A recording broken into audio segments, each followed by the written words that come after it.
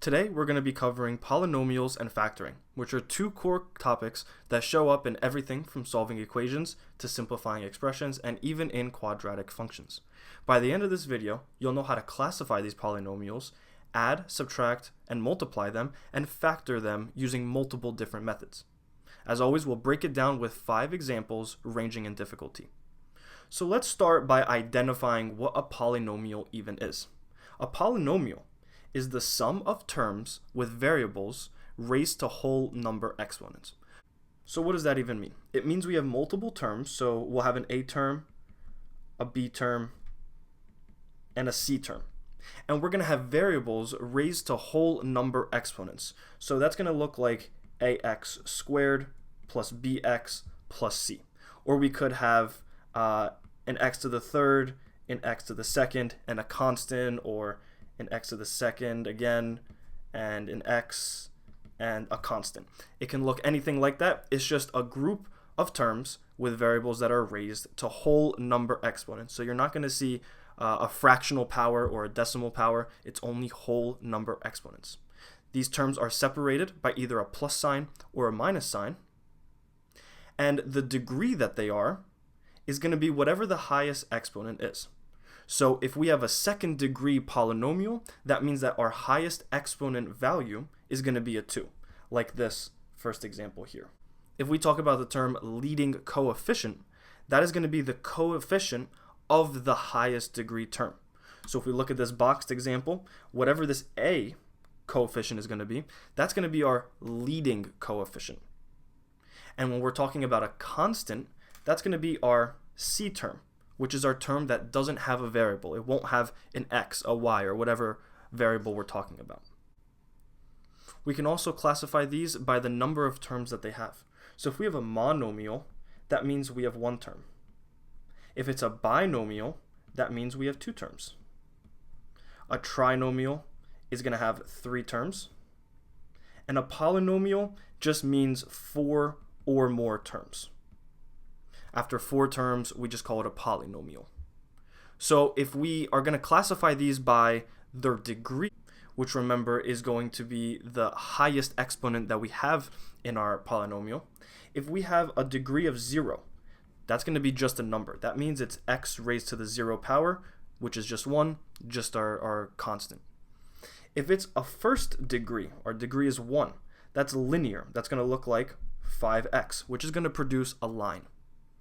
If we have a second degree, so like x squared, that's going to be a quadratic. That's going to make a parabola. And then a third degree, which we won't see as often, is going to be cubic. Let's look at 2 examples of how we would add and subtract these polynomials. So I know on the screen you see 3 terms. They're technically trinomials, but we still call them polynomials regardless, just as nomenclature. So let's see how we're going to approach this. If we look at our equation that's on the left, we need to combine like terms. So that means we're only going to combine terms that have the same variable raised to the same power. For instance, this first term has an x squared. This term that's underlined is just an x.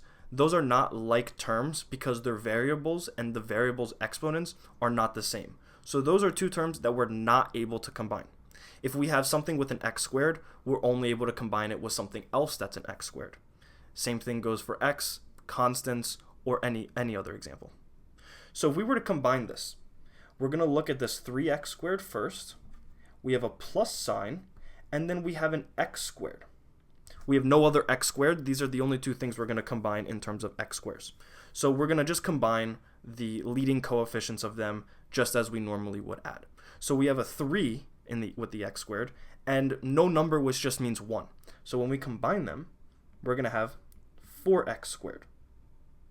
Now we can completely disregard these because we're done with them. Next, we're going to look at our plus 2x. Again, we have a plus sign here, so it's 2x plus. Let's see if we have any x terms in the second term.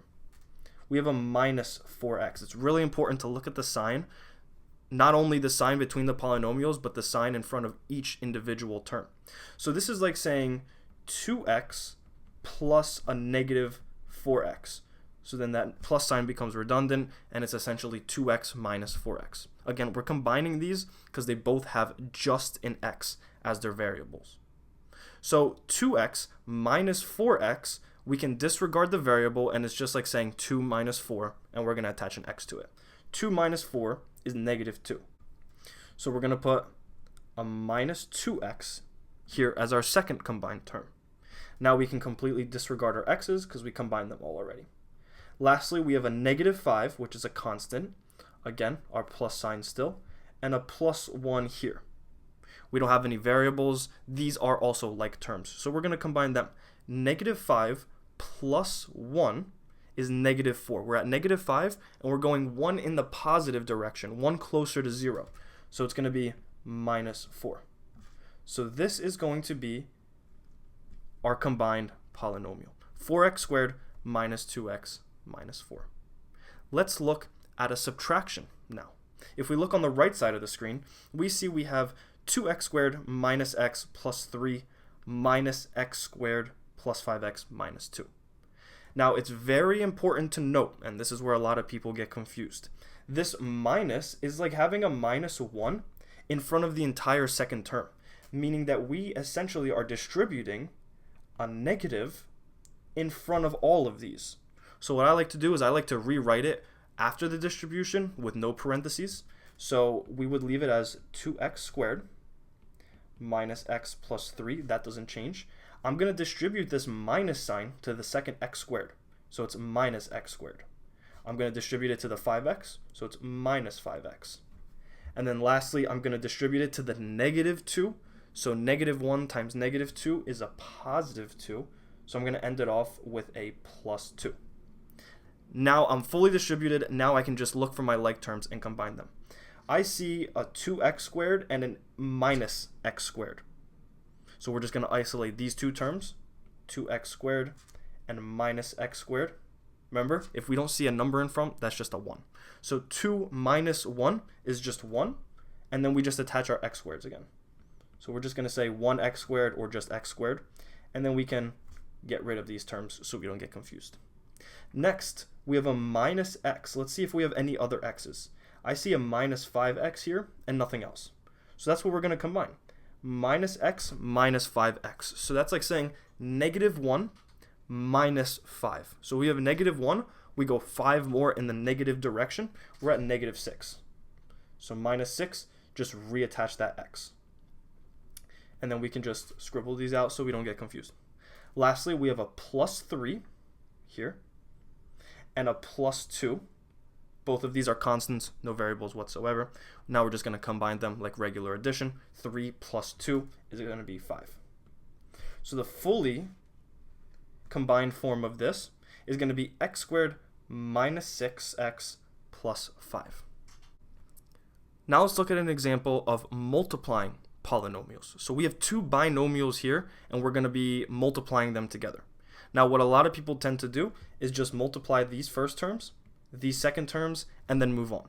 But that's not the way we're going to be doing this. We need to use the FOIL method when we're multiplying a binomial times a binomial, which is also the distributive property. So what that means is we're going to take our first term here, our x, and distribute it to both of these terms.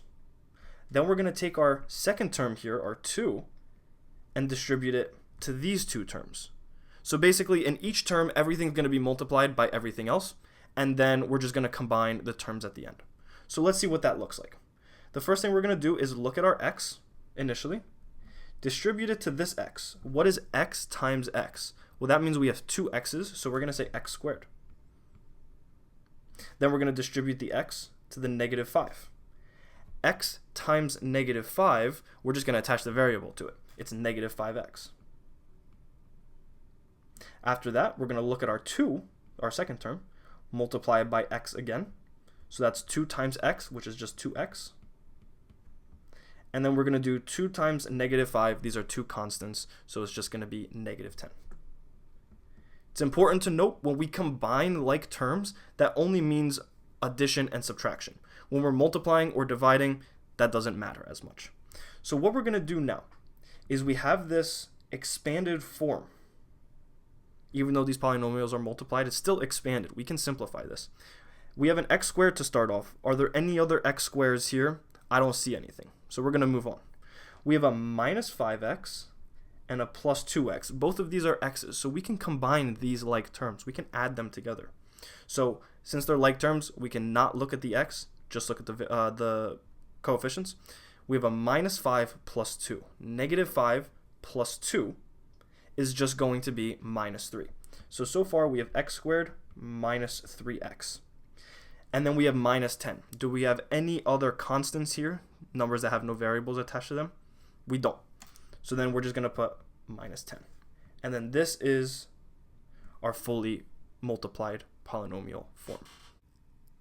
Let's multiply two more polynomials, but instead of doing two binomials this time, we're going to do a binomial and a trinomial.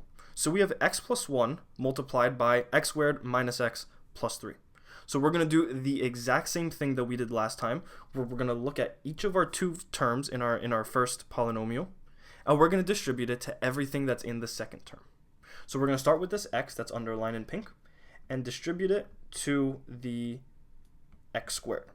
X times x squared, well, we have two x's in the x squared, times another x, we have three x's, so it's x cubed. Next, we're going to distribute the x to minus x. X times negative x is negative x squared.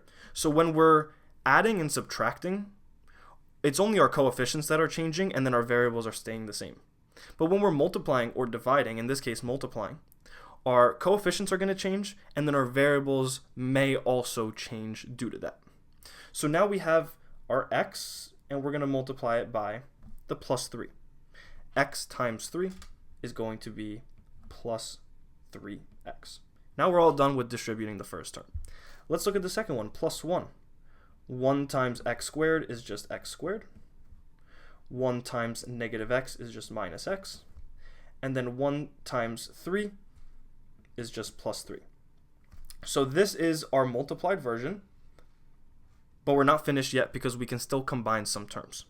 So we have an x to the third power as our first term. Do we have anything else that's an x to the third power? We don't. So we're just going to rewrite it as x to the third. Let's move on to the next term. We have a minus x squared. Do we have any other x squareds? Well, we do. We have a plus x squared here. Remember, when we're adding or subtracting like terms, we're just going to be changing the coefficients. We're not changing the variables. So we have minus 1 plus 1. We can disregard our x squares for now. Our coefficients are minus 1 and plus 1. Well, when we combine them together, we're going to get 0. So we're just going to eliminate our x squares from our new expression. Now, let's move on to our next term. We have 3x. Are there any other x's in this? Well, there are. We have one more right here, minus x. So when we're combining our like terms, it's just our coefficients that are changing. So it's plus 3 minus 1. 3 minus 1 is 2. So we're going to say this is just going to be plus 2x. And now we're finished with that. Next, we have a plus 3. Are there any other constants, any numbers with no variables attached in this? There aren't. So we're just going to put plus 3 here. And this is our fully simplified version of this binomial multiplied by a trinomial. Now let's look at how we can factor polynomials. So this is essentially taking a polynomial and breaking it down into its simplest form. So if we look at this example right now, we want to try to figure out what x is going to be equal to. That's our goal here. So the first thing we should do is we should distribute this 3x to our other terms. So we're going to end up with 6x squared plus 9x. And then we're going to rewrite it on the other side, 6x squared plus 9x. So if we look here, the left side and the right side are the exact same. We have 6x squared plus 9x. That means that no matter what x value we plug in, this equation will end up being true for every single x value. So that means that our x is equal to all real numbers. Any real number can be plugged in for x, and the statement will hold true. And we determined that just by distributing that 3x. However, we can also do this in reverse by factoring out the greatest common factor. So factoring out basically means removing this. So if we want to factor out a greatest common factor, we want to find the greatest common factor between two terms and extract it, bring the terms down to their simplest form. So if we look on our left side, we have 6x squared plus 9x. We can simplify this. If we look term by term, we're going to first look at our coefficients. We have a 6 and a 9. What is the greatest common factor? What's the highest number that we can divide both 6 and 9 by? It's going to be 3. So we can take out a 3 from both of them. So we're going to divide a 3 out from both of them. Now let's look at our x's. We have an x squared and an x. What do they have in common? Well, they both have one x at least in them. Our 9 only has one x, so that's the most we can extract from that. But our 6 has an x squared, so we're going to have an x left over. So we divided a 3 out. Now we're going to divide an x out. We're going to take an x out. Well, what are we left with if we do that? 6x squared divided by 3x, or 6 divided by 3 gives us 2. And x squared divided by x is just going to give us x. Now let's do the same for 9. 9 divided by 3 is 3, so plus 3. X divided by x, they cancel out. So we end up with the exact same thing, but in reverse. So instead of distributing that 3x like we saw earlier, we did the opposite and we extracted the greatest common factor and got the same answer.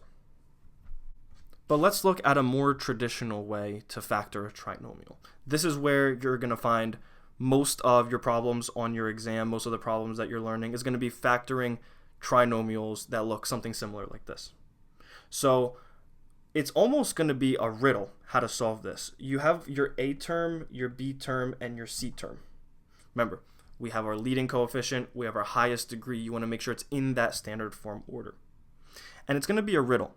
We want to figure out what two numbers multiply to equal our c term, but add to equal our b term. So we want to think of all the factors of 6, everything that can multiply and give us 6, and see which of those factors will equal 5, which is our b term. So if we look at the factors of 6, we have 1 and 6, and 2 and 3. We also have -1, -6, -2, -3, but we don't need that for this specific example. Now let's see which one of those can we add together and get 5. If we do 1 plus 6, we get 7. So that's not going to work. But if we do 2 plus 3, these two terms, we're going to end up with 5. That's exactly what we're looking for.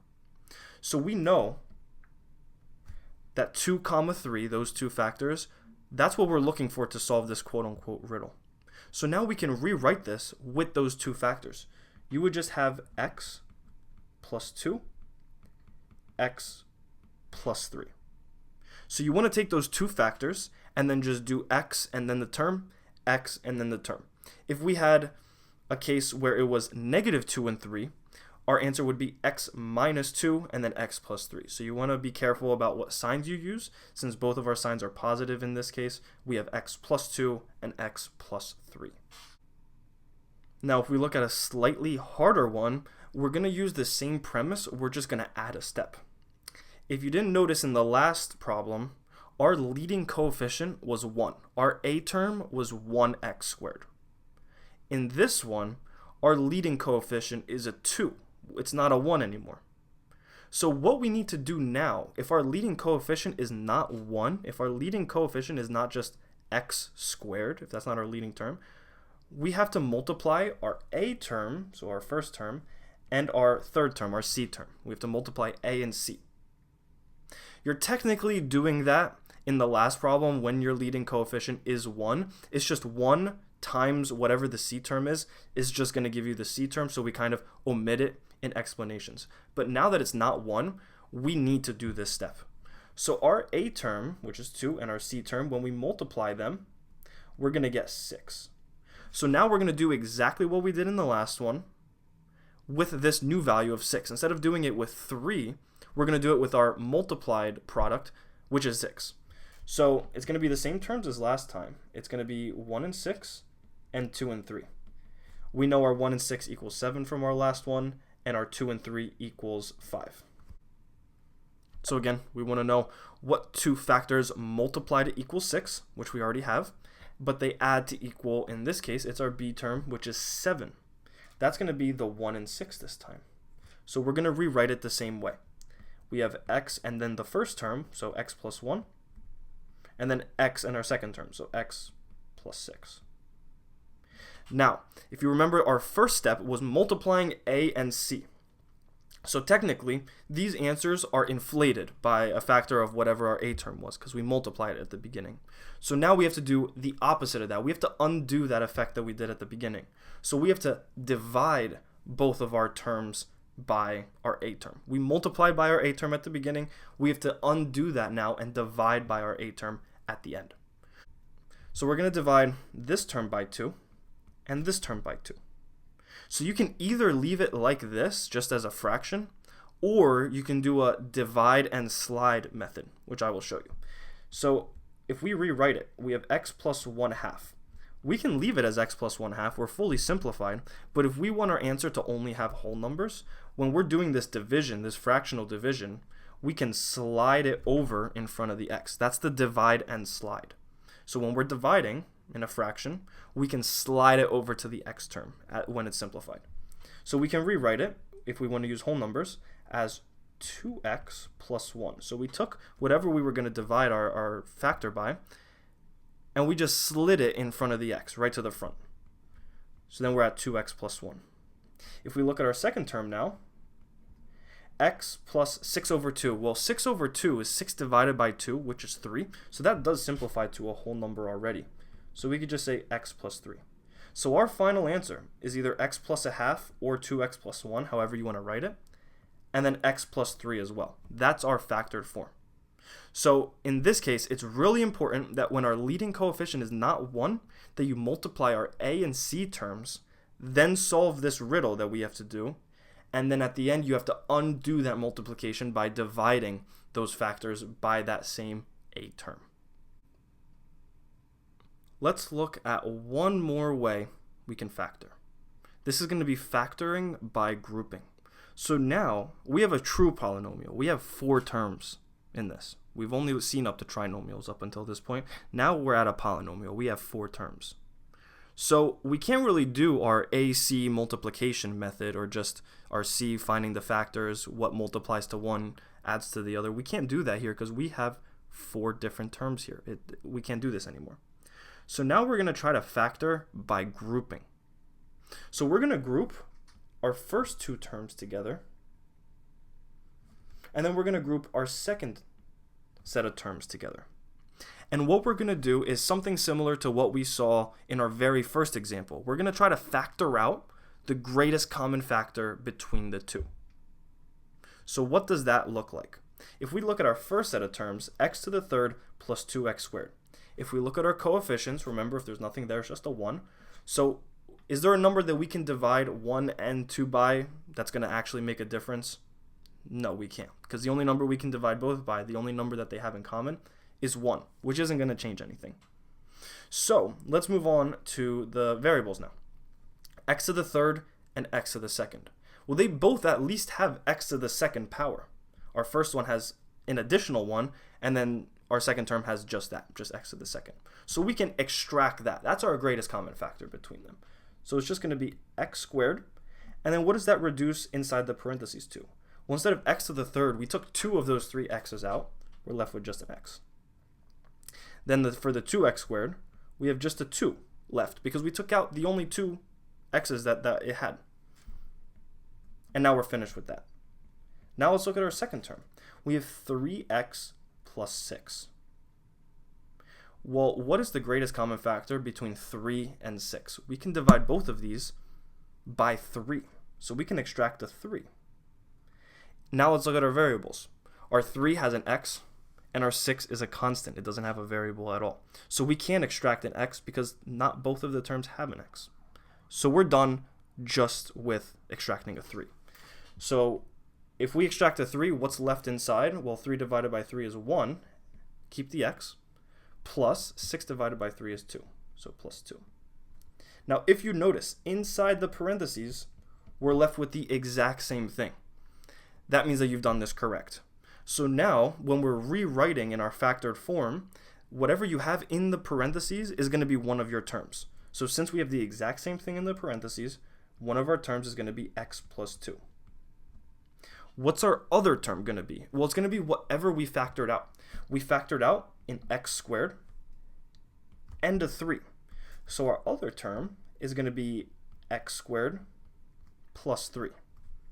And that's the factored form by grouping here. If you wanted to check your work, you can do exactly what we did in a previous example. Take the first term, distribute it, and then take the second term, distribute that as well. And then you should get the expression that we started with. Thank you for watching.